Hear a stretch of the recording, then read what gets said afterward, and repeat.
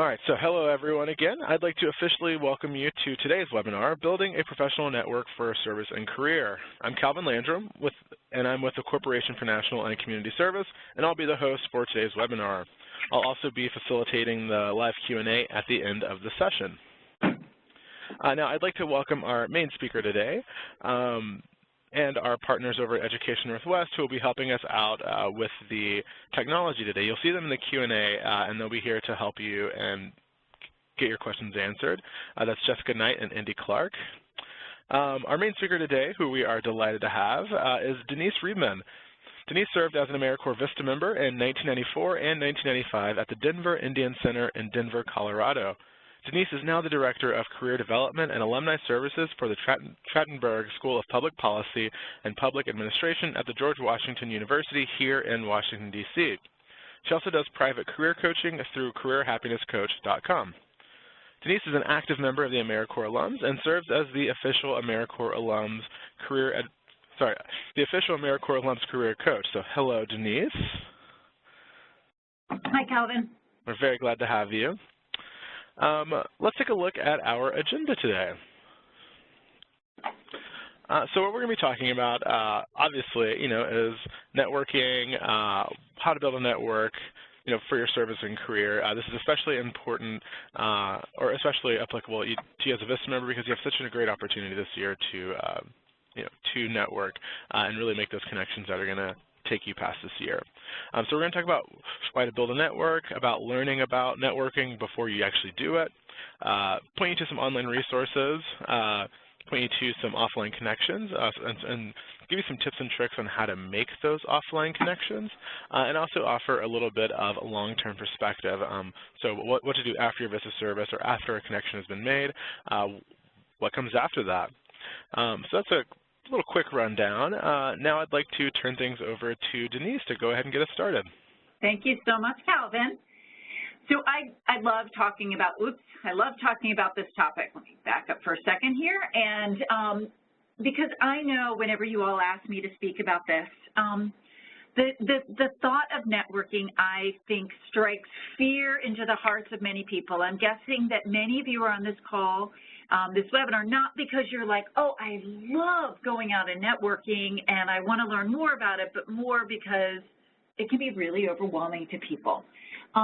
So it's often seen as this like necessary evil, unsavory, like images like this. And I know that the actual term networking is kind of fraught with these negative terms. So when I started to look this up, I was like, let me look at the dictionary and see, what the words are. Let me see what the thesaurus is. So when I came up and looked on the thesaurus, this is what came up. And are we not surprised that people don't love networking? These are the words that come up. They think it's just, unsavory kind of information. When I looked it up on the dictionary, it felt more reassuring to me. This is what I talk about with people of what networking is, a support system of sharing information with common interests. And this is how I'm going to encourage all of you on the call today to kind of just for a minute, this hour you're with us, put away some preconceived notions about what this is all about and start to think about it from a different perspective. To me, the biggest perspective when I talk about this is what I call career capital. And what career capital is all about is it actually should be career capital with an A. I was joking around that I live in D.C. and I apologize that I spelled capital with an O based on Washington, D.C. But what this is really looking at is a bigger holistic picture of why you build relationships. This is not just about a job, which I know for many people is forefront in your mind. You're doing a year of service. I get it. I've done the service. I've managed several AmeriCorps programs. I understand. But it's also about building, a community of peers that you might write a grant with, that you might run a conference with, people that you support in their political elections, that you're known for your expertise, and then they leverage you to come and speak at their organization. So it is long-term and it is holistic. And it's knowing these leaders and becoming a leader to make an impact. I've been watching all of you put in the chat features of this incredible work you're doing all over the country at these organizations. Do you want to make a difference in these causes? Thinking about career capital helps you shift and think about this is more about building a network than networking. It's building a network of peers. This this information, when I came across this, really blew my mind. Number one predictor of career success. It's about an open network, and this was based on multiple peer-reviewed studies. And that it's half of the predicted difference in career success related to promotion, compensation, recognition. It's also knowing that 2/3 of jobs, 2/3, this is last year's statistics, were found through employee referrals, and that recruiters overwhelmingly find out that those candidates are of higher quality. I've also read that people that come through referrals based on this open network, again, going back to finding jobs, get expedited through the process faster and tend to get a higher salary. So what this means is instead of staying closed in our network, it means going beyond what we know and finding other people. And as you can see from what this means is unique group and relationships, there's diversity, access to new information, connection between groups, different kinds of breakthroughs that happen. I get why networking and the thought of doing this strikes fear in the hearts of people. And I'd like to remind people, we are biologically wired to build relationships. When you think about where our biology comes from and how our brain was, we are wired for survival. Therefore, if we get disconnected from our group, when you think about Neanderthal times, and you think about if you are being disconnected from your group, that means that you're going to be out there potentially with a saber-toothed tiger. So being connected in a group, so therefore the thought of rejection to us actually triggers some old hardwiring, like this emotional part of our brain around anxiety and fear. This is very natural. So I'd like to kind of normalize this for people. But instead of withdrawing, you're aware of this and say, how do I work with this? Because the reality is there's not a saber-tooth tiger. Even if I reach out to someone and they don't respond, I'm not going to, freeze to death on the tundra because I'm not with my community anymore. Other studies have shown that when you ask for people for help, they actually think more highly of you. I'm going to say that a second time because that is really important. When you ask people for help, others actually think more highly of you because you boosted their ego. Often people are reticent to ask for help because they think, oh my gosh, I sound so needy and desperate. And the research shows that it is the opposite. So when you start to get this fear and withdrawing and this fear of rejection, which is natural, begin to remember, oh, this could actually serve me well because people are going to think well of me. So again, when we think about networking, we're like, oh, we're at this event, someone gives us this business card, and we have no idea what to say to them. So going back to that survival, the common response is flight or freeze. Okay, I'm going to take the card, I'm going to run and go over and get some food, or I'm going to freeze, and I have nothing to say to them, my brain is going to go blank. So we're going to talk about ways to kind of help address this so you don't have that flight or freeze, because that's just, again, not great. Okay. When I talk about networking, it's not who you know. The first thing I say to people is, how well do you know yourself, number one? What are the causes you believe in? What are your strengths? What are your areas of growth? So before you even worry about who you know, how do you know yourself? How well do you know your organization? This is the organization you're currently working with. What do you know about them? And then also, how well do you know your field? What are the hot trends, the lingo, the influencers? Who is funding this? This is what you want to be doing before you even think about it. So we're going to get back to basics to think about it with some ABCs. First is assess.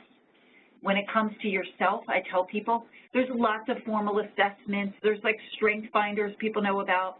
There's something called VIA Character Survey, which we're going to send these links out to people. This one's free to identify some strengths. MBTI is very commonly known, True Colors. Take the time. Take the time to know your organization. Sometimes there's 360 assessments, strategic plans. Get to know your field, assessing what's happening in your field so you can stay connected. So that's your A. Your B is be aware.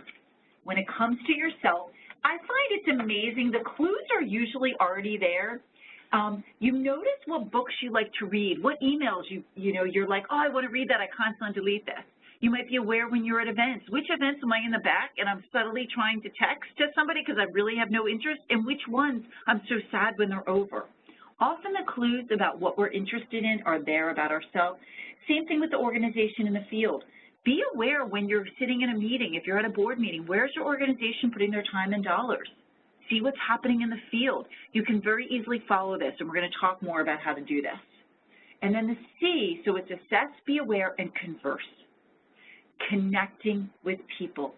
Talk for yourself, talk to people, networking meetings. We're going to talk more about that. Your organization. Talk to current board members, talk to previous vistas, get input from other people, get input from the community to understand where your organization is positioned. And again, the field, this we're going to talk more about informational interviews. So assess, be aware, and converse. So we got the ABCs. We're not done yet with the alphabets.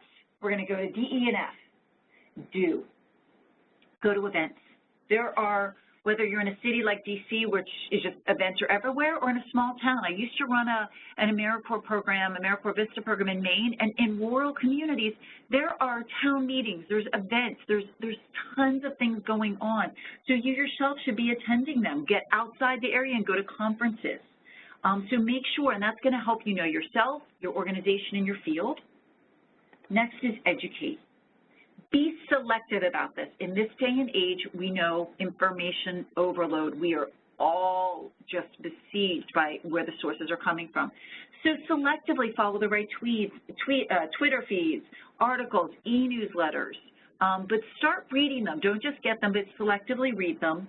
And then finally, the F is follow. So do, educate, follow organizations and people, LinkedIn groups. You know, you're going to start to figure out who the big connectors are in your field. You know, go to subject-related conferences. I'm not a big fan of people when it comes to networking. I always get people saying, should I go to this Young Professionals Networking event? You can go, but I prefer you go to subject-specific ones. You're going to get people at all range of experience. It's going to feel more authentic. That is my most important A of all, is trying to approach all of this with authenticity. So that way, the next time you're in this situation and you're, instead of flight or freeze, you have had this A, B, C, D, E, you've thought about this, you've learned, so that way your response can be much more informed but also authentic versus feeling like it's a shallow conversation. It feels fake or forced, which is, again, often what people feel like. So remember, this is all before we even talk about you getting out there. This is just really getting informed. The next piece I often hear about is people saying, well, I'm really new and young in my field. You know, how can I be doing this work? What I want to say to you, it's about figuring out how you can give and receive and connect. If I'm meeting with people and they're way above my experience level, my pay grade, I might not be able to give or receive anything for them, but I might be able to connect them with somebody else so I can be seen as value add. This is so critical when you read this information and see this research that shows we overestimate that our requests will be denied. People want to say yes. And then in ways that you can give, just even things like simply sharing articles on LinkedIn. I mean, that's an incredible statistic. 10 times more likely to be contacted by a recruiter? Like, that's just unbelievable.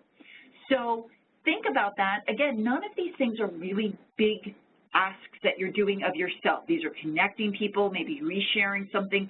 So, and you'll notice today, every time I'm talking about stuff, I want you to think about things that are what I call low-hanging fruit, things that you can begin to do immediately on small scale without feeling overwhelmed.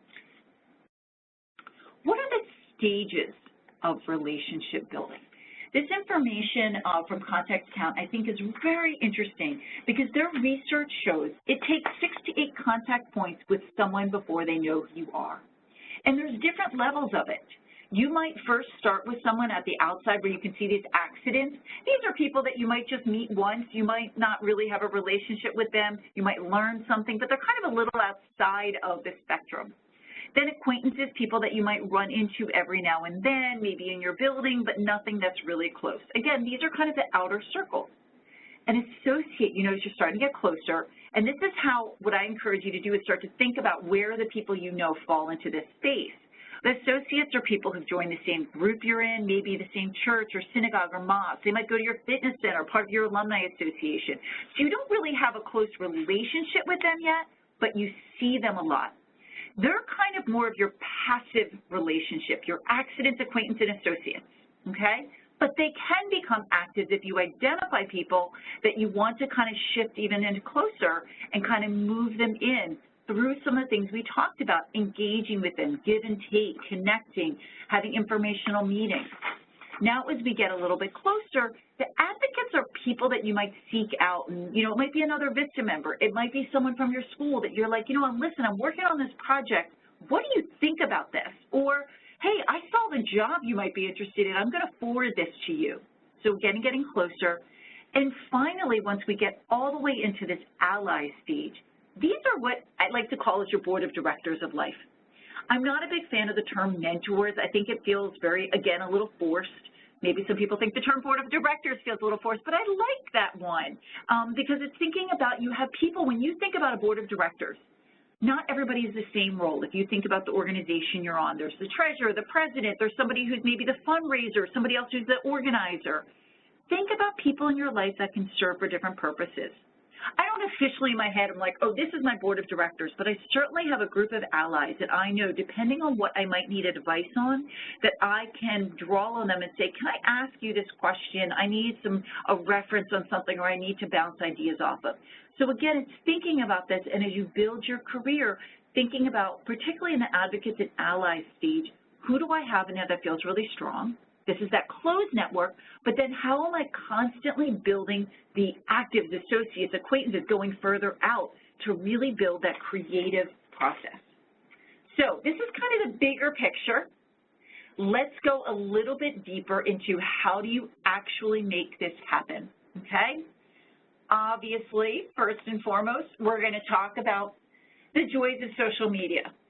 Now, we all know it can be really overwhelming. So for this workshop and this webinar, I'm going to focus on 3 of them that are the most prevalent when it comes to building a professional network. This is last year's report from JobVite, and as you can see, the top 3 that recruiters use is going to be LinkedIn, Facebook, and Twitter. 87% of them use LinkedIn to find and vet candidates. Now, I know LinkedIn has done a lot of changes recently. They're still in transition. I'm still personally trying to navigate some of these transitions, so give it some time. In some ways, it's more user-friendly. In some ways, it's more challenging. We're going to talk a little bit more about this, but as you can see, it is valuable to stay connected with this.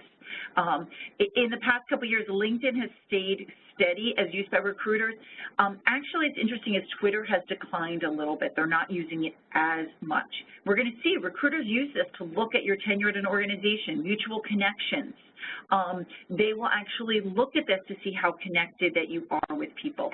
And they posted in the chat where this actually comes from, this report that was done by JobVite.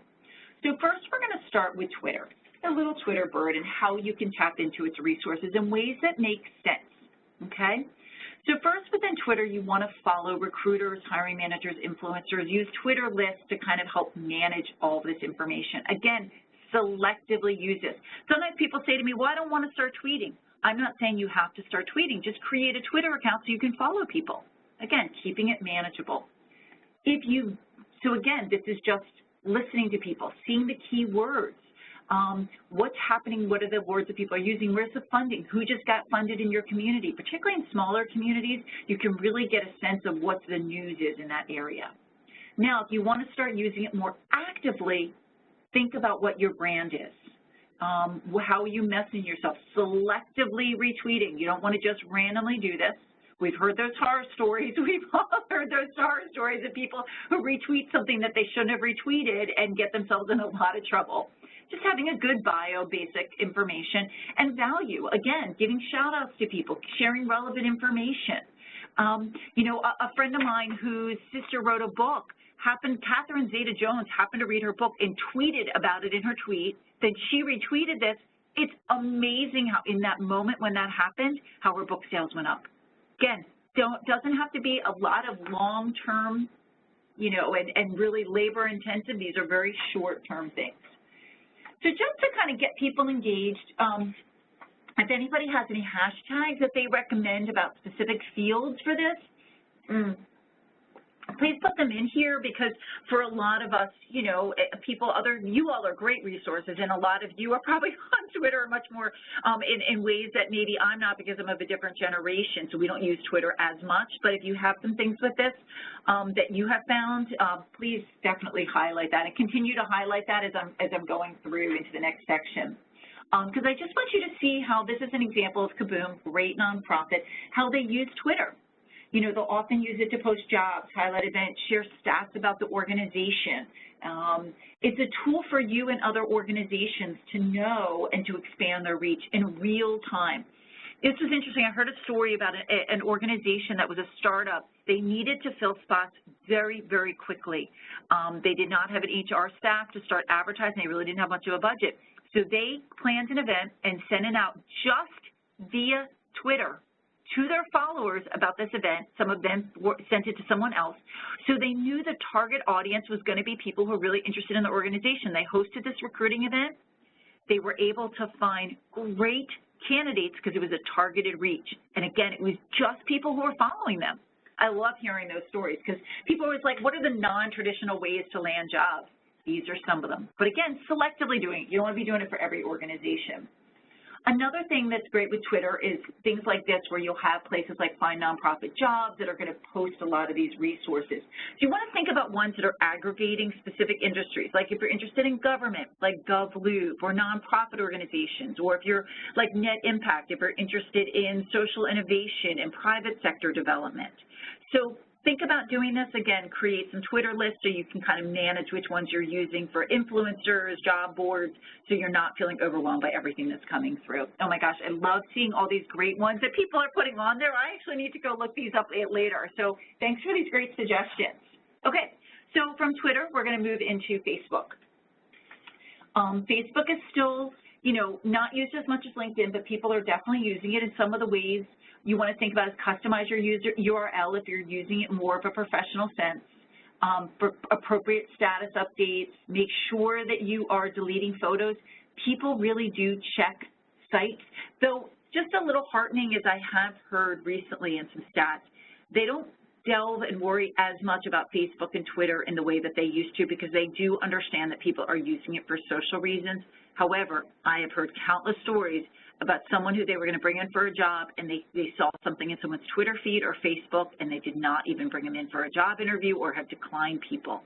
So just be mindful of that. Add some professional details to your Facebook page.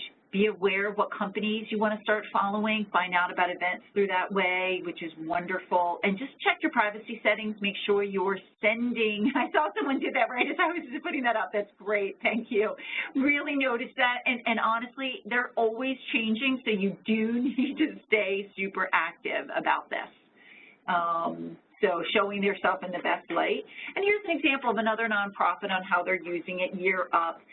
You know, again, the same thing as Twitter, kind of sharing for events. Again, for so many organizations, it's such an easy way for someone to do it free. And I bet you a lot of you are probably doing it for your organizations yourself, so you're very familiar with it and see how useful it can be. Okay, next we're going to talk about LinkedIn. And then after this, don't worry, we're going to talk about not offline. We're going to talk about going offline versus online. But again, LinkedIn is still the #1 site used for recruiters. So this is me. You want to think about how you're managing your LinkedIn profile, making it consistent. If you notice that the picture I used on the first page here that introduced me, same picture, consistent branding. If you go to my website, careerhappinesscoaching.com, same picture. You're thinking about consistency so someone starts to follow you in this way. And then what you want to start looking at is how you're managing your LinkedIn profile. You know, you just want to think about like what your photo should even look like. We're going to put in the post this URL for 19 reasons why your LinkedIn photo is an epic fail. Some of them are pretty extreme, but I also like to remind people about this is, you know, it's just even, it doesn't even need to be an epic fail, but for example, if you are younger and you are trying to get into a field where maybe it skews older, you want to make sure your picture looks older. People are going to judge you in it. If you're thinking about trying to get a field, say you're working at Conservation Corps now, or doing something in environmental, and you want to have that, you could have a picture of yourself doing something, but make sure your face is seen. I'll often, when I'm setting up networking meetings with people, is I will often look at their LinkedIn profile to see what they're looking for. You notice how my header is personalized. A lot of times people do not personalize their header. They'll just use their current job. You can tailor that to have the messaging you want. The thing I would say to you is just don't use cliched words. Think about using very specific words that are findable for you, that are your brand. And the easiest way with all this, you're going to hear me talk a lot about this, look at other people's. Don't reinvent the wheel. See people, use LinkedIn to find people who have jobs that you want maybe in another year, maybe another 5 or 10 years. Look at the messaging, the keywords, the language. Use these as a model. Make your life easy and see what other people are doing. Another simple thing people don't realize to do is that you can change your URL. LinkedIn will automatically add all those letters to it. What you want to do is you want to find where that little tab is to allow you to edit it, and then just change your URL and get rid of all those additional letters. I have a very uncommon name, so I'm the only Denise Friedman, so it's easy to find. But some of you might have a lot more of your name. You might need to use the middle initial. You might need to use a couple numbers, but you can choose it versus these random long ones. What I also tell people is that you want to have this on your resume, and when you're sending out emails, in this day and age, as much as I tell people to find people on LinkedIn, I actually, with a lot of the changes on LinkedIn with messaging, I tell them find the person's email address at the organization, which is generally fairly easy to find by doing some searching at the organization or calling the front desk using old school telephone and asking for the person's email. And if you're emailing somebody to set up a meeting, at the bottom of your signature line, use your LinkedIn address. And that way, without sending your resume, which you don't want to do because that seems very forward when you're building a networking relationship, unless they ask for it, they can click on your LinkedIn and see your background. So it just makes it really easy. Okay, the next with this is thinking about how you're building a connection. LinkedIn now asks you, which is great, if you want to accept invitations, if you want to add a note. Don't ever send a generic message.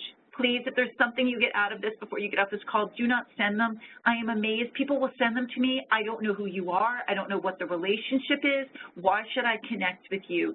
Even if the note is just really short, this is a little bit longer, the one that I use as an example, you could just say, great meeting you at the event the other night. Look forward to our paths crossing. You know, great meeting you at the town hall meeting. Just give somebody that personalized attention. It says something about you. Okay. LinkedIn makes connections, makes suggestions on the home page. If you look through your alumni, there's a lot of ways for you to identify other people that would be a good connection. And you don't have to know them in advance. You could say, I'm interested in what you're doing and just want to connect in that way. Okay. We're going on with LinkedIn. You can see this is an amazing resource for organizations. This was really interesting. I was on a webinar recently that explained the backside to LinkedIn that recruiters use. It was mind-blowing. And with this, what they talked about is when recruiters are searching for candidates, they have different search features, and they'll be searching for what your employer is, your title, your keywords. So you want to make sure your skills are in there. Don't worry about the recommendations and what people like endorse you for. They don't care about that, but make sure you have lots of skills listed. But then to say they're recruiting for a development associate at a nonprofit and they're doing some searching. Well, they might get 40, 50 names in your community, and they're not going to reach out to 40, 50 names. They can actually search to see who is following their company, who maybe has retweeted, or not retweeted stuff, but liked things, resent it out to someone else.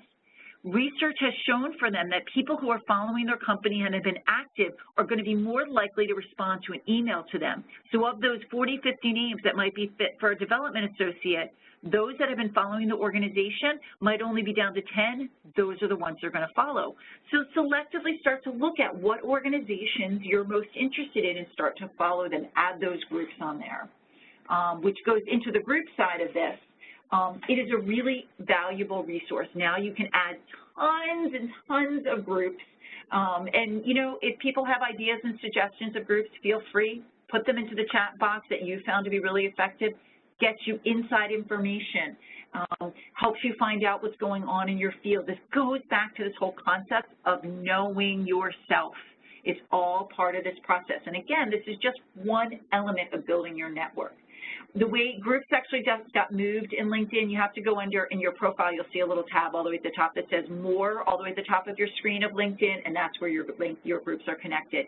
You also have a lot more ability to connect with other people through your group. So really, really easy way to use this. Put social media on there if you have social media, if you've written an article. So you wrote an article in your local community paper, put that on LinkedIn. It just, again, shows a lot of depth about your experience. Particularly when you're younger in your career, the more you're telling your story, the more confident you're going to feel and then how people are going to see you. So again, this always comes down to telling your authentic story, not bragging, but telling your story. And then last, before we go off the whole online thing, is the social media footprint. We all know this. This goes without saying. We've heard the stories, okay? Google yourself. And it doesn't have to be big. I once did a search on social media just for myself. I saw that somebody used quotes that I had said about his work in a way that actually wasn't true, and he had it twice in his website. One was dug in deep, and I had to reach out to him twice to get it removed because I did not support this person's trainings. So I wouldn't have known that unless I Googled, but if someone else Googled me and would have seen that I supported this person, who knows what they would have thought. Might have been nothing, but it does have value. And I just sent the note and said, you know, I said, I really prefer not to have my quotes on there. Thank you very much. And he did take it off. So again, just being aware of that. And then we're going to put a link up on here about, yep, we just went up, the free social media responsibility, social media sites. These are free ones you can use to monitor your profile. Oh, and I guess I was ahead of myself because I did put in around LinkedIn groups you recommend. So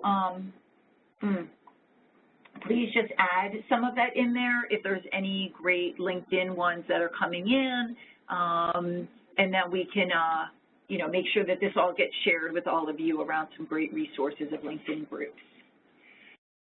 Okay, we have done all for online for now because it's really important to think about. We don't want to all be sitting like this, right? I'm sure we've seen people like this. You're like, everybody's sitting around the table, nobody's talking to each other. Let's think about how we are connecting offline, okay? So the first thing I want to talk to you about is smart event going. It can be really overwhelming about what to do, where events to go. So I say to people, choose wisely. Ask somebody, hey, what do you think about this organization's event? What is this? Go with other people, that way you don't feel uncomfortable. These next two I think are really helpful. Arrive early and leave early, or arrive late and stay late if you can't go for the whole thing, or if it's a new event and you're not sure. If you're going, let me use this example in DC, there are tons of talks. Sometimes the talk is in the morning and it'll say the networking breakfast is from 8 to 8:30 and the talk is from 8:30 to 10. If I can't go for the whole thing, I will go, probably show up at about 8:10, be there for about 15, 20 minutes of the breakfast networking and get myself some free food, as I never that far from my Vista days of making $293.16 every 2 weeks. Yes, I remember that 25 years later, so I know what it's like to get free food.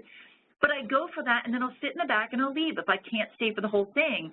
But you don't want to miss out on an event just because you can't go for the whole thing. It is very common. Now, again, you do want to be aware there's going to be some small events that it's not going to be appropriate for you to leave early or to, you know, arrive late.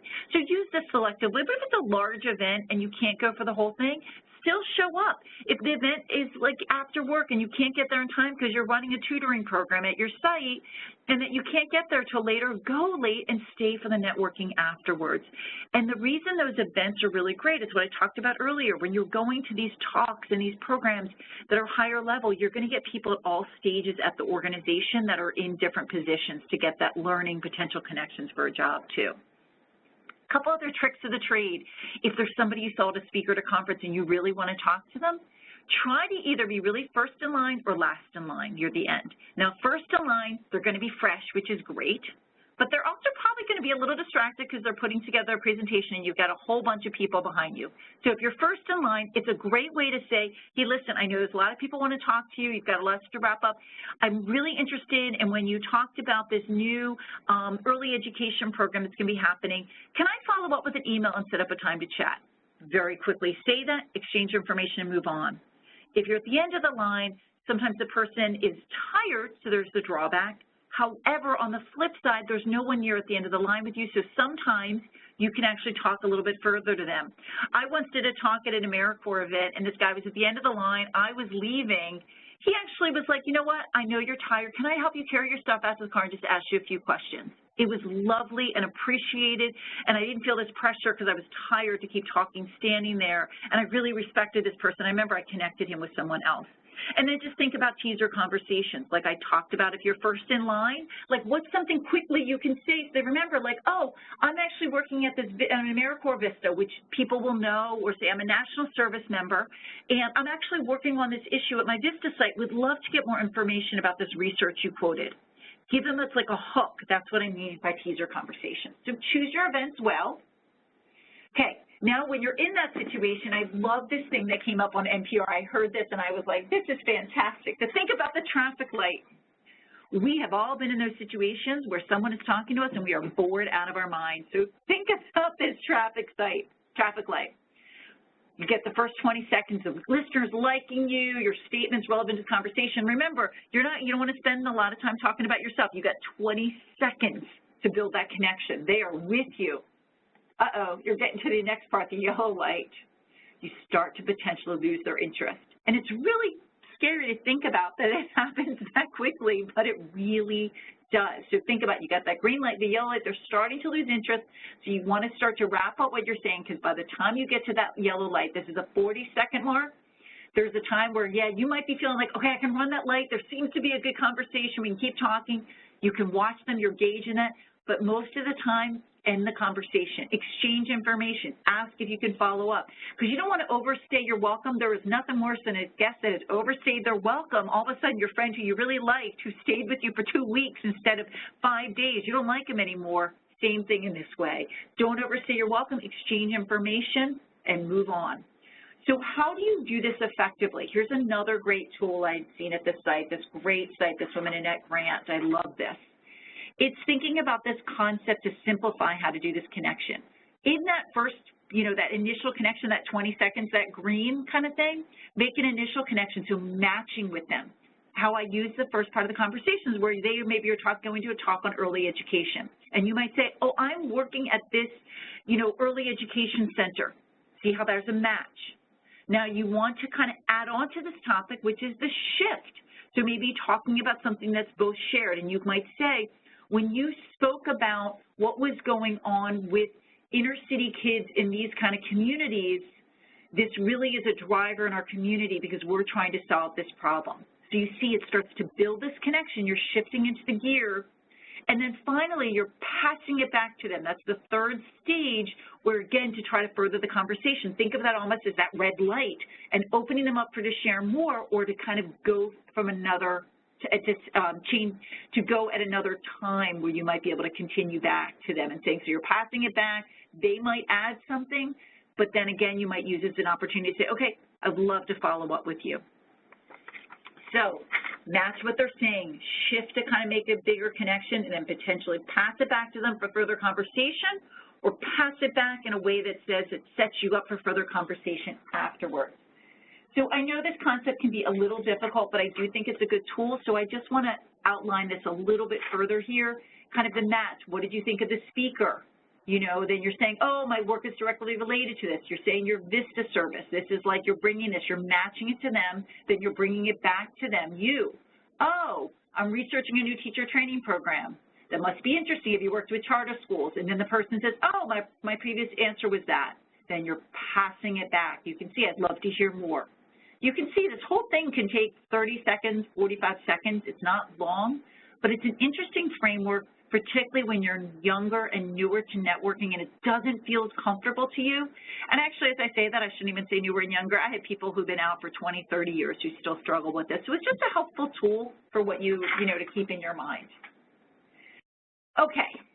We posted something on here around some other great tips for small talk. And if people have other ideas on face-to-face events that you found effective at building your network, would love people to post them in. Some might be specific to your community, but could still spur ideas for other people about, oh, I never thought about doing this type of an event. And I will tell you, these kind of connections can happen all the time. I was on the Metro the other day, sat next to this woman, noticed she had an AmeriCorps jacket on. And I said, oh, I'm an AmeriCorps alum. We started talking about her experience. Turns out that she does stuff with the Park Service here in D.C., knows one of my alum at my school, at the Trachtenberg School at GW.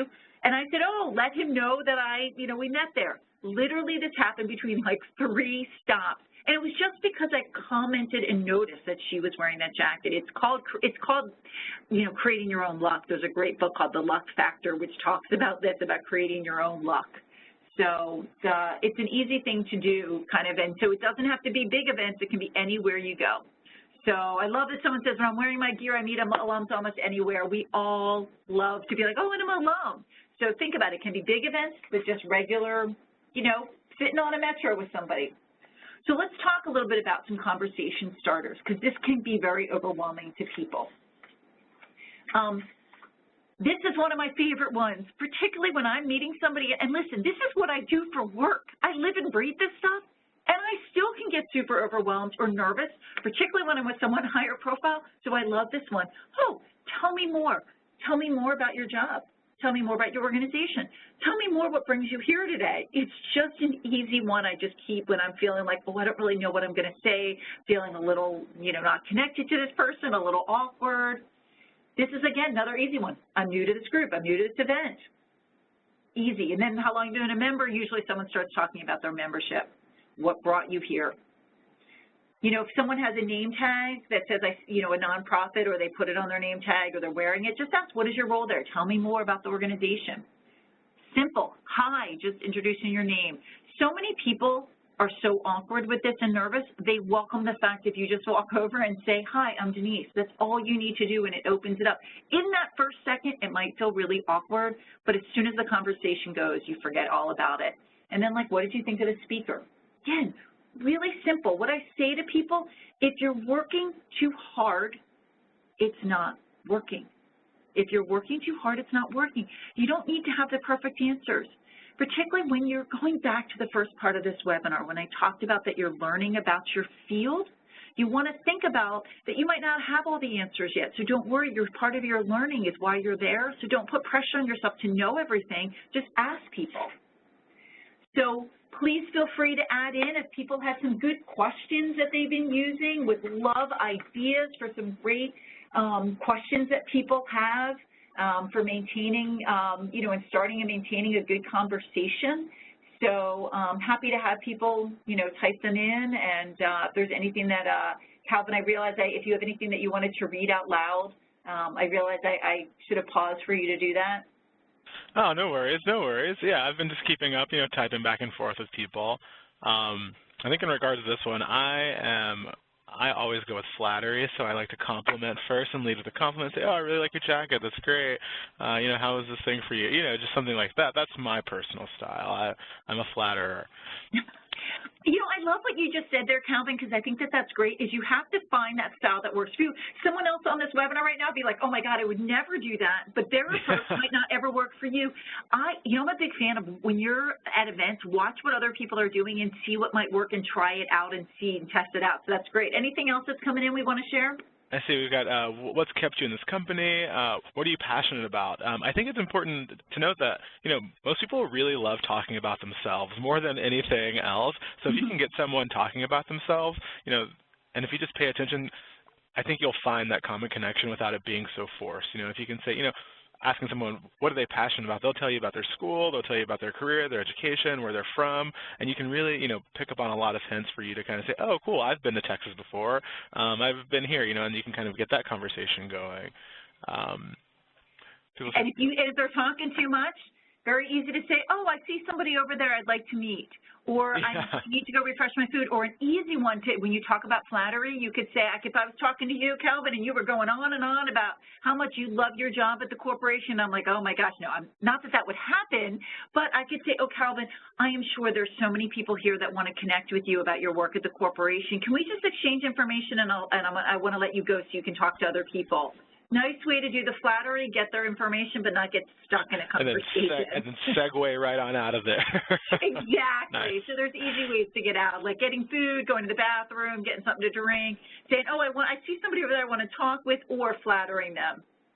Yeah, and you know, and a couple people here have said, you know, Catlin says, I'm surprised how many geographical connections I've had with people. I find that's a really easy way to connect with people also. You know, ask them where they're from, or, you know, or where they've been, you know, ask them, you know, oh, did you have to travel to this event? You know, where are you coming from? That's a really great low-risk conversation starter, I think. Yeah, I love the questions that are coming in. They're all very simple, which is fantastic, which leads into the next thing, which I'm going to move on just because I'm looking at the time, is smart people thinking. So that's perfect. This is just what Calvin and I were just saying about being authentic, finding commonalities. That I saw someone put in there, oh, I found out that someone got married 30 minutes to hometown. It's amazing. One thing I like to talk about is what I call super connectors. These are people who either have been in the field for a long time, maybe they've worked at a lot of organizations, or maybe their job is something that requires them to work with a lot of different organizations. So, for example, when I was in Boston, my job was the director of programs at Boston Cares.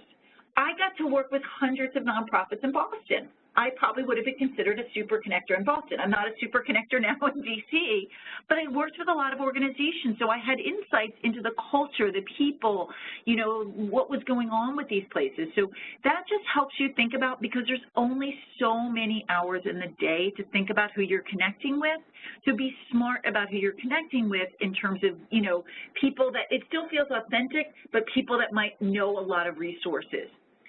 Think about even how you add value. And this goes back to that first thing of what you can give back to them. Even if you don't know people, I tell people every time when you send that thank you note, you write at the bottom, please let me know if there's ever anything I can do for you. Simple line, what can I do for you? It might be they're having an event next week at their organization and they're short volunteers. It might be that they would like you to distribute the latest report that they have through your Twitter network. You know, there's single ways that you can add value that you don't have to feel like, oh my gosh, I'm not a mover and shaker in my community. Most of us are not movers and shakers, but all of us can add value. Again, we talked about earlier when I said about career capital. Remember I said this is holistic and it's long term. This is going to be, you don't know, it's amazing. When I moved to this town, I knew one person, and I had a lot of networking meetings. Some of them, the seeds are still, haven't really bared any fruit, and some of them have surprised me in such magical ways that they ended up bearing fruit. I mean, how I've ended up doing training from all of this was because Liz Matthews, who works for the Corporation for National Service, was at a conference in New Orleans about 6 years ago, and they had free beignets for AmeriCorps Vista alums. Now, who am I to turn down free beignets, okay? I walked in, I saw Liz Matthews, and I said, you're Liz Matthews. And I probably sounded like an idiot to her. So, again, it doesn't matter. She's like, yeah. I was like, I've been getting your emails. I'm going to, Vista alum, told her that I was dating this guy, was probably going to be moving to D.C. She's like, we ended up building a little bit of a connection. Now we're friends, we're peers. She brought me in to do some original training work at the corporation, which is now unfolded in ways that I get to do this webinar with all of you today because I said yes to free beignets at a conference in New Orleans. So again, know that some things you just don't know. Some of them might not come to fruition, and some might come in magical ways you can't even imagine. And going back again, this is kind of that board of advisors thing that I was talking about, just kind of thinking bigger picture to the roles people are having. So we've got a few more slides here for people, and then we'll open it up to Q&A. Smart meeting managing. When you send emails for invites, short and sweet, they don't need to know your story. One line. You know, as a current VISTA member serving at the Boys and Girls Club, focusing on, youth development, I'm really interested in your work on X. Short and sweet subject lines, interested in meeting, referred by Calvin, give them in that tagline in there. And in those emails, ask them, say, do you have 15 to 20 minutes, because this is short and sweet meetings. Do you have 15 to 20 minutes that I can either on the phone or in person hear more about your work? And that way, they know right away I'm not committing to an hour. I had someone try to reach out to me. I didn't know them for an hour networking meeting. I don't have time for an hour. If he had said 15, 20 minutes, I would have done it in a heartbeat. So think about some of that. It was interesting. I read this thing. I practice what I preach to all of you, and I'm always following different career stuff. The best thing in an email to sign that you get the highest rate of response, this blew my mind, was just the word thanks. So thanks, comma, Denise. More than sincerely, more than, you know, kind regards, thanks, Denise. I don't know where or why this is, you know, what this comes from, but it's just out there, so just to know that. I've had this when people come in and ask me, oh, so tell me about your career. Well, all that information is out there on the web if you Google me. What I want to have someone say is, well, you spent 15 years in the nonprofit sector. Why did you shift into career services? Ask questions that you can't learn about, okay, whether it's the organization, and ask about them. Again, for an informational meeting, you want to be talking about 10% of the time. That's it. Even when they say, tell me about yourself, you want to make that meeting, this is those networking meetings, that you know your little 30-second, 45-second story about yourself, that you adapt to them. That's why I call it a story, not a pitch, because a pitch feels too kind of cliche to me. It feels very unauthentic. I always say, what's your story? And then go right over to them. So don't spend the time talking about them, but have a hook. Know what you're asking for, you know what whether it's something you've done your research and you realize you both went to the same undergrad, or, you know, there's something that's a hook or something about your work that's interesting to them that might help what they're doing. Always end with an ask. Even the ask is, would you mind if I followed up again in a couple months? I would love to just stay connected. Would it be okay if I connect with you on LinkedIn? Can I ask you some questions further down the road when I'm in the process of applying for jobs? You mentioned X organization. Is there anybody there you might feel comfortable connecting me to have another informational interview with them? So you're asking for those asks and then creating a system for how you're following up. Stay on touch points for them. If they refer you to somebody else, you're going to follow up with them. And this is, we're going to talk about the thank you, and this is twice, okay? So say I had an informational interview with Calvin. That night, I send him a thank you email so he gets it either that night or that next morning whenever he's checking his emails. Then say Calvin refers me to talk to Jane Smith at another organization, and I set up the meeting with Jane Smith. I'm going to circle back with Calvin and say, Calvin, thank you so much for setting me up with Jane Smith at X organization. She and I are meeting in 2 weeks. After my meeting with Jane Smith, in addition to thanking her, I'm going to send a third thank you to Calvin. Thank you so much. Jane was so enlightening. It was great to hear about our history transitioning from teaching into administration. So by doing this, not only does Calvin see how incredibly caring and considerate and aware I am, but I've also created 2 additional touch points with Calvin in the time since my first initial meeting with him. So just in case a job comes across his desk at that time, I've stayed on his radar screen, because the reality is he didn't know me before the informational meeting. He might not have my on his radar screen, but I'm creating more opportunities, which we always talk about with this. How do you kind of keep people engaged in this conversation with them? That it's like, well, I met with them, now what? So coming up with ways to keep the now what. And that leads us into this one, how do you sustain your network? Easy things. You know, I often, again, I don't have a lot of stuff here, but GW does, so I might extend a network to people to invite to events. And you notice what I'm saying is I still actively do this. I've been out in the work world for almost 25 years. I am constantly building my network because I don't know. You never know what's going to happen in your life. And it's not about the job. It's about your career capital. So I'm constantly doing this, connecting them. I might see an article that I think is interesting. LinkedIn makes it so easy with all the updates to congratulate people, holiday notes. You know, I wrote that in specific handwritten mail. Every now and then I might send somebody a card that I think about, follow up for meetings. Again, these are ways that you want to sustain this. And be mindful. Remember I talked earlier about smart people, smart networking? You can't do this for everybody. You cannot do this for everybody. So think about how to be able to do this strategically, think about return on investment, and know that, you know, sometimes I might reach out to somebody, it's been 2 years, and that might seem like, oh my gosh, it's so impolite for me to reach out. I would name the elephant in the room. I'll use Calvin again. I might be like, Calvin, I know it's been a long time since we've connected, and I'm going to be in your town for a conference next week. Would love to know if you can grab some coffee. Okay? So would love if people have some other ideas on how they sustain their network. That, again, if you can think of things that you've done that are that low-hanging fruit, things that aren't complicated, but that people can just very easily kind of grab onto. So let's see if anything comes in here. Yeah. Calvin, I'm going to move to the next slide while you see if anything comes on in, and then we'll chat about that. Sure. I just see one in there right now. While we're waiting for anything to come in, I'm just going to kind of revisit these ABCDs. Remember, we talked about this: assess, know yourself, your organization. Okay? Be aware of things. Notice what's getting your attention. Anytime you say to yourself, I should be going to this event, I should apply for that job, I say all the time, you got to stop shoulding on yourself. Because, and I know all of you remotely are laughing at that little funny joke I just made, but the reality is anytime you keep saying you should, your heart might not really be into that field. You might not want to go to that organization. Talk to people, whether it's on a metro, if someone had put in a grocery line, talk to people, create your opportunities. Research shows us about luck, that lucky people are not any different than unlucky people in the fact of anything by nature. It's just that they create opportunities for people. Go to things, get engaged, educate, and follow the right people. So before I go to my last couple of slides, did any other ideas come in, Calvin, around how to sustain your network or ideas that you have? Yeah, I see some here that said, thank you, emails or phone calls if you can, which we touched on, Twitter chats. Some says if you're able to get them an anniversary or birthday, wish them a note, sort of send them a little note.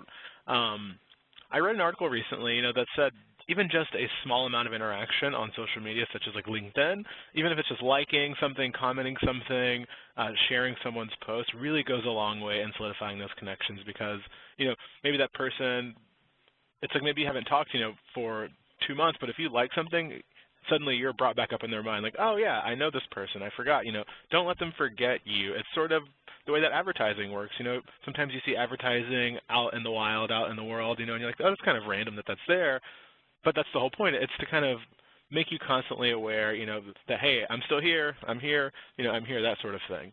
Yeah, and that fits into the one that someone just put in right as you were talking. I love that one, stay relevant. That's wonderful. And the word I would add with that is stay authentically relevant. Mm-hmm. You can usually tell when you're not being authentic with that and kind of find what your story is. And you might not know your story yet. Your story, I quote unquote fell into career services 10 years ago, and my story was different, but my story feels so authentic now, and I fell into that after years of working in the field, the nonprofit field, and now I work with people who want to go into public service, but now my story is different and finding that authentic story. So I want to, because I see we're up in time, is just kind of help you with a couple things, is that we think about like what our comfort zone is. It's that closed net we're talking about. We know the magic happens when we lean out of that. It requires that, so kind of making sure you're mindfully taking care of yourself. So if you go out of your comfort zone, do that in a way that feels comfortable. Set yourself up for success. Simple last little thing before I get to the last slide with this is, for example, I used to wear suits to some of this stuff. I do not feel authentically wearing a suit. So now what I do instead is I wear a very professional dress with a suit jacket that usually has, very girly, so it might have a little feminine flair. It might be a pink jacket versus a black suit jacket. But I still look equally as professional, but when I go to these networking events, I feel more like me, and that enables me to have conversations that show up like me. It's those little things that you can do. Sometimes I know people that will listen to music before they go to a networking event. Whatever you can do to show up as yourself, because the reality is you might feel safe not getting out there, not building your network. But as we know, as this quote says, that's not what ships are built for. That's not what you're built for. You have chosen to do national service in VISTA because I am sure you all care deeply about making the world a better place. If you're in the harbor, your view and your opportunity to make the world a better place is just going to be limited to that harbor. And I know that you all have made that commitment because you want to go bigger than that. So don't be afraid to put up those sails. It might be some rockier waters, but the view is going to be spectacular. So with that, I'm going to turn it back over to Calvin for some Q&A. Thank you, thank you, thank you. And Denise, thank you so much for that wonderful presentation. That was incredible. And there's a lot of really good, solid tips in there, so I hope that everyone watching was taking notes because there's a lot of info there. Before we get to our Q&A, we want to know what you thought about this presentation. So on the right side of your screen, you're going to find a quick poll where you can share where you can share some feedback about this webinar. So if you would just take a moment to answer the questions, we'd like to be able to improve these, and your feedback really helps us. We read every single comment and really pour through those to make sure that these are as good as they can be for you, and to find some inspiration for new topics and and new things to speak about. So if you have any topics that you'd like to hear about, please let us know. If you have any speakers you'd like for us to get, please let us know, and we'll do what we can to accommodate. All right, so that being said, let us get to our Q&A. Again, we've given you a lot to think about, so you can ask questions using the Q&A panel located on the right side of your screen, and I'll ask our operator, Jennifer, to let us know how to ask questions by phone. Thank you. Again, to ask a question over the phone, please press *1 on your touch-tone phone, unmute your phone, record your name clearly after the prompt, and I will introduce you for your question. Again, that's *1 to ask a question. If you need to withdraw your question, you may press *2. One moment, please, for incoming questions. All right, thank you. And while we're waiting on those, let's see what we've got in our Q&A. So Denise, someone says, in what circumstances would you follow someone on LinkedIn versus adding them as a connection on LinkedIn? You know, I would say if it's like someone really high up, someone where there really isn't a connection, where you probably have a feeling that they're probably maxed out on the connection, so there's no real value add to add them into a connection at this point. You might not do it. You might just begin to follow them. Maybe if you're following them on LinkedIn and then they post something that's really great, you might send them a note. I actually did that. There was a woman who wrote a really great career article that I used in something I was doing, and I had been following her, reading her stuff, and I used it in there, and then I used that as an opportunity to say, you know, I just want to let you know I quoted you in something I had done because I really appreciated X, Y, and Z. So then she responded back to me, and now we're a connection. So kind of strategically thinking about this, where someone is in terms of their career and what the value add would be. Yeah, and I think I have, you know, there's people that I just follow on LinkedIn that I'm not a connection with because I don't right now see our worlds overlapping. You know, it's like some people, it's like, oh, I'm not sure if we'll ever be in the same room. You never know. If we are, then I'll go ahead and connect with them. But I'm still interested in the things they're doing. You know, maybe they're a thought leader in my field, you know, it's someone whose opinion I respect and who I'd like to, you know, keep up with their news, you know, someone that's really in the know. That's a person, you know, that I would follow rather than connect with. Let's see. Ashley says, how do we change our LinkedIn URL? You mentioned putting it on our resume. Would you suggest putting it on our business cards too? Yeah, that would be great. And someone wants to know, did someone want to know actually how you change it? Yeah, they said, how do you change it? I think there's just a setting in there. You go into your settings. I'm looking at my profile right now because they've changed things. I'm just looking at where it is right now, how to actually change that. A little tricky. I think once you change I see where it is. Okay, I see where it is. When you go on your profile, they changed the location, okay? So when you go on your profile, you want to actually go down and see, I think it says edit your public profile. Yep, you go to your edit your public. So if you're on your profile in the right-hand column, it'll say edit your public profile on the right. It'll say add new profile section, then right underneath that. Then when you go to that tab, in the right column on the right third, it'll say edit your public profile URL. That was the visual that I cut and pasted and put on that slide. And then you'll see your LinkedIn URL address, and there's a little tiny pencil that'll be in there. So they don't make it as easy as they should, clearly. Yeah. Yeah, and then the rest of the question was, you know, would you suggest putting your LinkedIn URL on a business card also? Yeah, that's great. That's great to do that. I mean, I think the more, you know, if you have a good Twitter, if you're following, if you have a professional Twitter feed and you're using it to say, you know, you're in a certain line of work and you're using it to repost articles around them, it's very business focused, absolutely. I mean, if your Twitter feed is a mix of business and professional, I wouldn't put it on your card, but your LinkedIn tends to be 100% business. Yeah, I agree, and it's a good reflection. You know, if someone can say, oh, I'm a training coordinator, yeah, but like what else have you done? It's a good way, you know, for them to kind of see, you know, sort of what's behind the person there. Mm-hmm. All right, so Amy says, let's see. Oh, I like this question. I think it's kind of interesting. Amy says, how do you work your way into a conversation that's already happening without coming off as rude? If I could just chime in for a second on that one, I think there's this perception that interrupting a conversation is rude, I think. I've never been interrupted and felt like someone was being rude to me. So I think it's more of a perception than it is like an actuality a lot of times. You know, if I overhear someone, I say, oh, sorry, but I hear you talking about, you know, Vista. I actually work for Vista, and they say, oh, cool.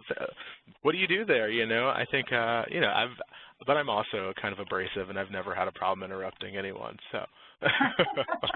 No, I'm sure that's not, yeah, I mean, so I agree with you, and a couple of things that I would just add to that, because I think that that's great, that I think, you know, we talk a lot about this when I teach on networking, that first second when you're going in, if it's a group conversation, it feels a little awkward, but it's almost like immediately once you're in the group and folds you into it and nobody even thinks about it as much as you. You know how like when you're dancing and you feel like, oh my God, everybody's watching me? No one else is looking at you once you get in.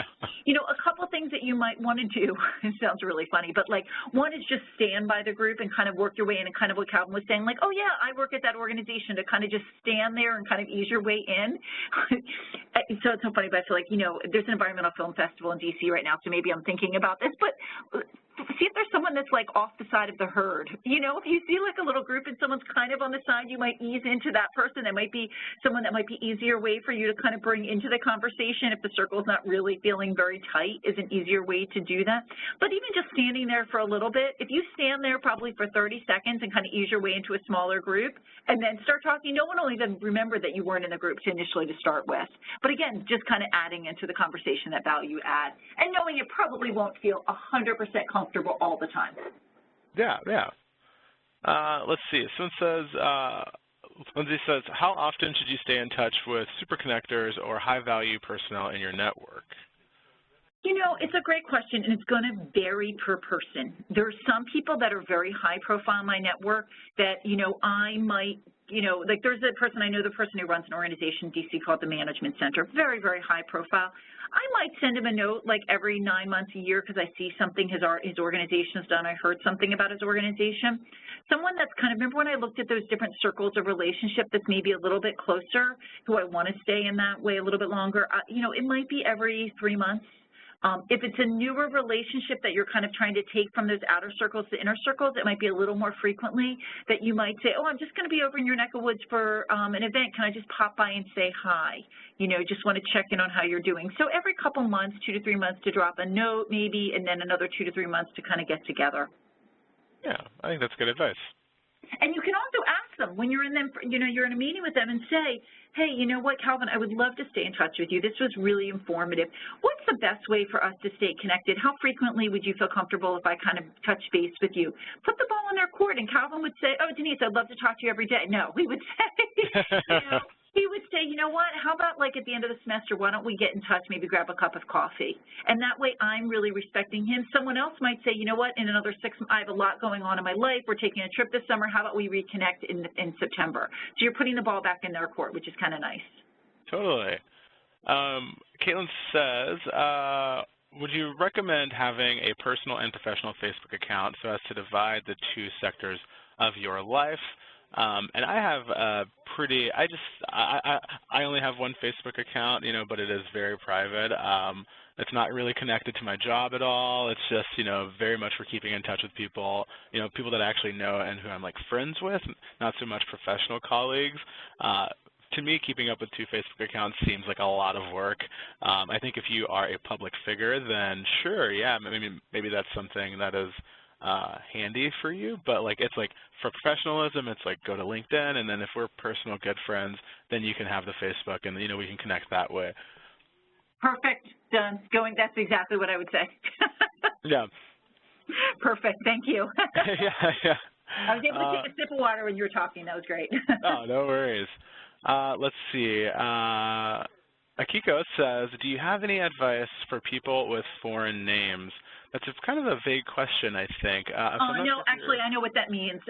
Well, I'm guessing I know what that means because I work with a lot of international students. Mm-hmm. So, and if there's a qualification that she has with this, let us know in the chat box. but sometimes people worry about people pronouncing their names correctly. So a couple things that I would recommend that you do with this is, one, in your LinkedIn profile, you could actually put at the bottom of your profile in your summary, common misspellings of the name, and you could even put, name pronounced this way. You could put this all the way at the bottom. Because people will often do this, it makes you easier searchable on LinkedIn if you have it, people can commonly misspell your name. Sometimes I work with some international students who take on different names or abbreviations of their names, and they will include that in their LinkedIn profile where they'll have their name, they'll have in parentheses what they are called, and then their last name. So if you're comfortable with that and that is something that somebody would, call you by a different name, use that. The one thing, and this is my personal opinion, I don't love is when people that from another country feel like because they're here and people can't pronounce their names that they just will randomly take on an English name. If they choose to do that because they want to do it and it's something they desire, that's fine. Sometimes I feel like people feel the pressure to do that, and I want people to embrace their name. So this is true if someone's international or someone's American and their name is unusual or difficult to pronounce. I want people to embrace who they are. You should never try to not be something that you're not. So I would love people to have that. Just include maybe in your LinkedIn profile if you're talking about in that regard, or on your business card where you might have, kind of in parentheses, a name, a shorter name of what you're called, and then your LinkedIn profile, common misspellings, and pronounced in a certain, you could have pronounced this way to make it, easier for people. But to me, again, it goes back to the story you're telling and your authenticity. I want people to feel comfortable telling who they are. There's a lot of people in this world with very difficult names for other people to pronounce who, as soon as we know what their name is and they become a higher profile person, all of a sudden people learn to pronounce it. So know that and embrace it. Embrace who you are. Totally. Make people call you by your name. That's your name. I really, I think something great that I've seen, that Facebook has done, they've added a field where you can, add the pronunciation of your name. I think it's really interesting. Oh, that's great. Yeah, I've seen it on a lot of people's profiles, whose names are less common, so you can type in, this is how you say my name. I think it's really cool. Love that. Before we go on to more questions in the Q&A, do we have anyone on the phone? Operator Jennifer, do we have anyone on the phone? Questions? There are no questions in queue at this time. All right, thank you. Let's see, so we've got just a couple more questions. Someone says, I noticed that an earlier slide mentioned teaser conversations. What do you mean by that? If it's about a sense of humor, what if there are people who don't have that? Definitely people that don't have a sense of humor. But that's great, and I'm glad there's a clarification on that. I don't mean to tease somebody. That's great. I should actually clarify that. What I actually mean is by a teaser conversation, it's something that gets their attention that you follow up with the meeting with them. So, for example, if I was talking to Calvin and we were having a conversation and say he had also done his year of service in Denver, I might say, oh, Calvin, oh my gosh, we both did our year of service in Denver. That's great. I know that there's other people here you want to connect with. I would love to sit down and talk with you later about what it was like. I love Denver. It was such a great city. So that's what I mean as a teaser. It gets the conversation going to allow you an opportunity to find a way to bridge a time for you to have a longer conversation with them. Because a lot of times when you're meeting people out at events or socially in this way for networking like this, you don't have the time to get into an in-depth conversation. So that's what I mean by a teaser conversation, just to get it going. Oh, yeah. Cool. So we've got just, I think, like maybe two more questions. Elizabeth, I see you in here. I think that's a good question. And no, we haven't answered it yet. She says, is it appropriate to add our current coworkers on LinkedIn, or should we wait until we're kind of out of the term of service or, at the end of that job? That's a great question. One of the wonderful things about, among many things, I'm a proud Vista alum, of being a Vista is that there's a term limit. So there is no concerns about people knowing that you are going to be looking for work. So adding them is great because who knows who their next door neighbor is, who their best friend they went to college with that might be working at an organization where you're applying to. So absolutely add them. Make sure you personalize that message to add them.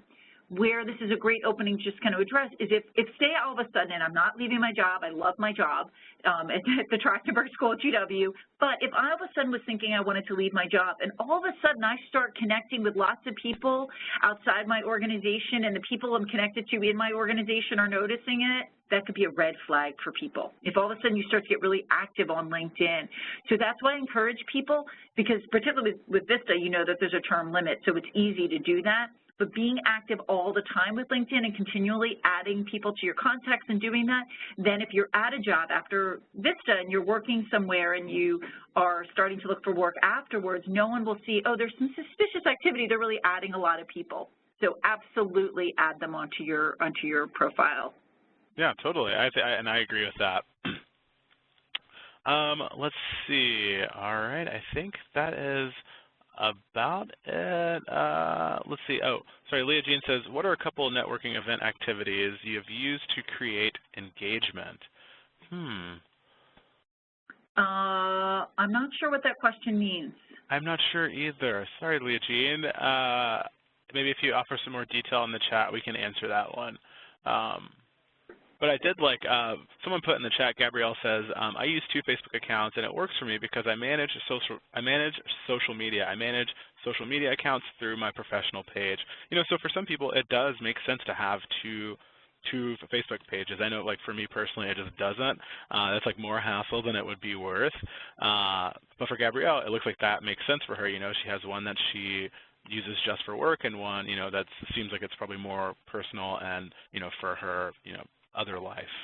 So yeah, I'm trying to see if did the person come in with the chat with any other clarification. I'm reading the question now. A couple networking events that you have used to create engagement. Yeah, Leah says if you're hosting the networking event. So if you're hosting a networking event, what activities have you used to create engagement? So for me personally, when I do those kinds of events, you know, first of all, when people always arrive, there's tons of awkwardness and people don't know to connect with each other. So sometimes I'll ask people to put on their name tag something that's something specific to do. Sometimes, I mean, obviously we've all done probably that networking bingo. Another activity I've done for when people are arriving at an event is I give them a flip of 2 different walls and it says wants and haves. And I give people Post-it paper and say, write down something that you want, whether it's I want a new job, I want to learn Spanish, I want to, you know, get connected with this person. Put that on the want side with your name on it. And on the have side is something you have to share with somebody, whether it's, oh, I have this resource at my organization, or it could also be personal stuff like, oh, you know, I have a couch we're trying to get rid of, or, you know, I am an expert in ballroom dancing. It's a fun way for people to start to build relationships like that when people arrive in the room. Then if I'm starting an event around networking things, I often get people to try to get up and move around and connect with each other through some activities. I've done stuff through, I've taken some improv classes where you'll do something where it's like everybody who believes in this, who also is a fan of this, you know, go over to this side of the room, kind of to build some connections like that. There's a lot of things online around networking events that you can do, but as much as you can get people up and going, and truthfully, I feel like taking the edge off to things you can do to make people laugh and add a little bit of lightheartedness takes the weight off the room.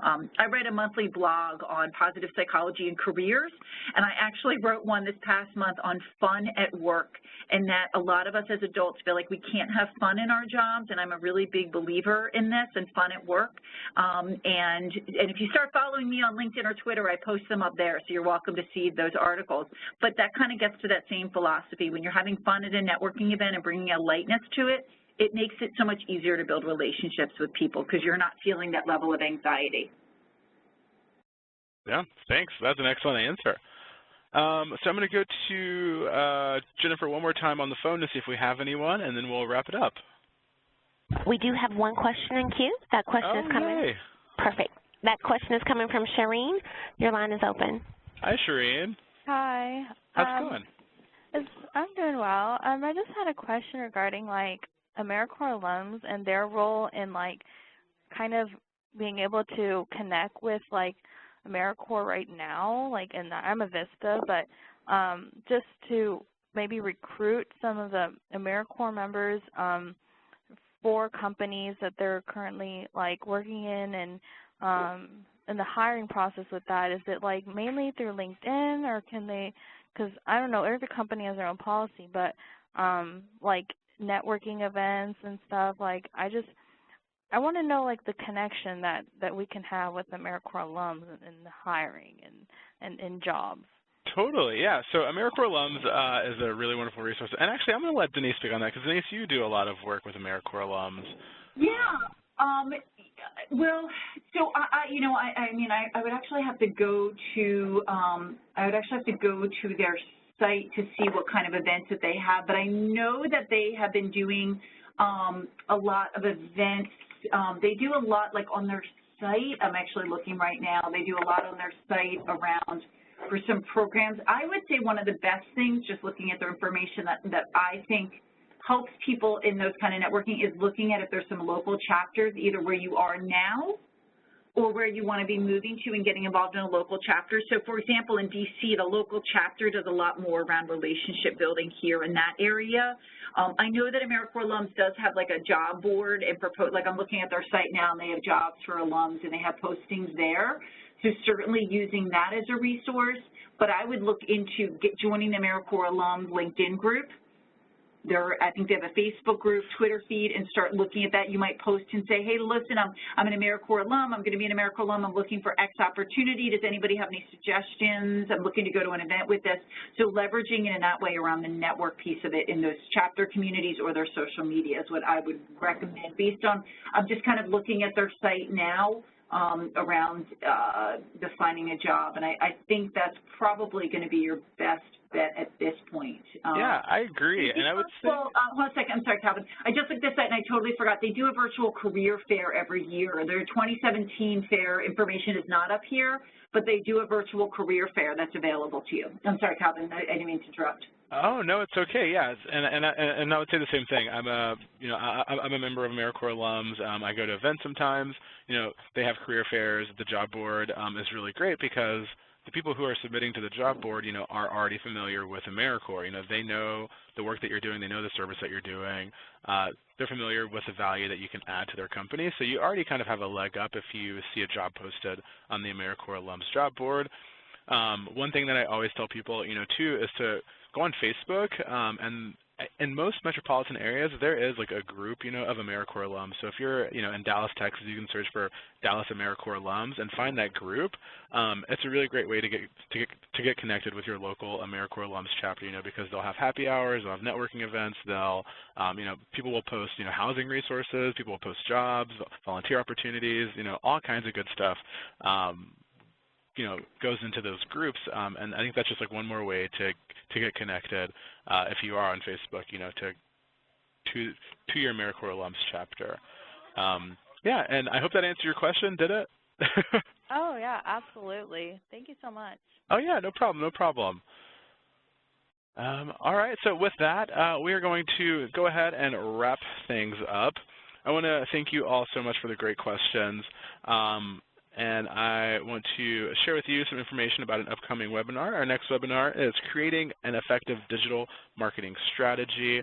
That's going to be on March 28th. And you can find that under the webinars page under the Connect and Learn tab. Denise, did you have any closing words that you'd like to share? Just have fun with it and find your authentic story. Have fun with it and just believe in yourself. Like, it's a process. It really is a process, but just know that with all of this, it is about, the bottom line is knowing yourself and what the differences you want to make in this world, and come and lead with that instead of worrying about all the specifics with this. If you come with that level of authenticity, it's going to happen so organically in ways that you can't even imagine. I agree. And with that, we will sign off. Thank you all so much for joining us today, and we'll see you soon.